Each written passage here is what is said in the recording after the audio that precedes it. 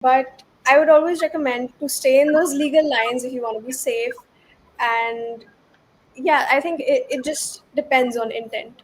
And especially for young hackers, I believe that you have to have strong ethics, especially in the field of cybersecurity. Ethics are everything.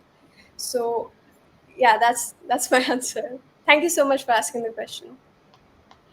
What was your biggest early hacking mistake that turned into a valuable lesson? Yeah, so as I mentioned, my biggest mistake was that I thought I could do everything alone. And I had no mentors. Like when I was starting, there was nobody in my family who's into cybersecurity, there's nobody in my friend circle or anything. So my biggest mistake was that I thought I can learn everything alone, I can build everything alone. But the thing is, now that I'm like working with ApiSec, I have a really, really sweet manager, Jose, who teaches me a lot. And I'm working with all of these communities, and I'm realizing that I have to really like turn myself into an extrovert, and I have to be collaborative. So if you're somebody who's like me and you think, oh, I can do all of this by myself, you really can't, and you have to, like, there's a point where you have to ask for help.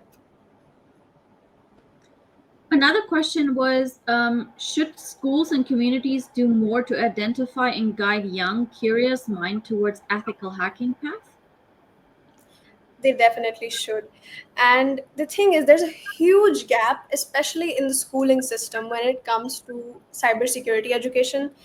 And especially in India, I see the person who asked this question is Indian, so I'm going to speak from that perspective.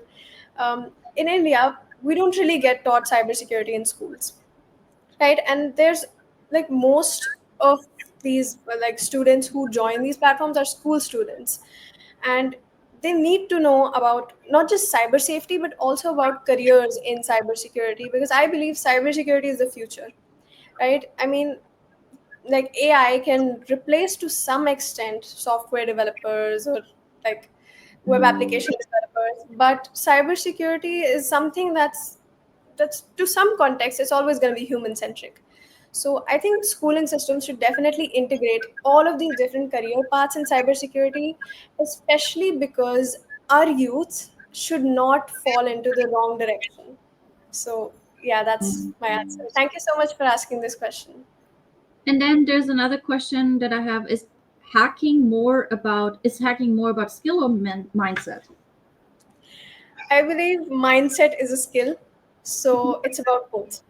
As I mentioned, cybersecurity or hacking is not about tools in the slightest, and I think the person who asked this question understands that very well. Tools keep changing, techniques keep changing, especially with ChatGPT and everything. Everything's going to be automated, but what cannot be automated is the human brain and the mindset. So hacking is definitely about having the attacker's mindset. Maybe another question that we have: what got you interested in combining hacking, AI, and API security? And how did you first get started in that area? So, what got me started in AI security was that I saw all of these like different companies every single day when I woke up. I used to see there's this new company that has rolled a new AI product out there. But the thing is, if companies are just like rolling out AI products every other day, who is thinking about security? And as I mentioned, API security is actually the backbone of AI security. And the more you actually get into AI security, you realize that your AI is only as secure as the API behind it. So that's how I got started in this area. Okay, one last question, Ray. What's the best way for students to safely practice and build hacking skills without crossing legal lines? The best way to safely practice is capture the flag challenges on platforms like Try Hack Me if you are a beginner.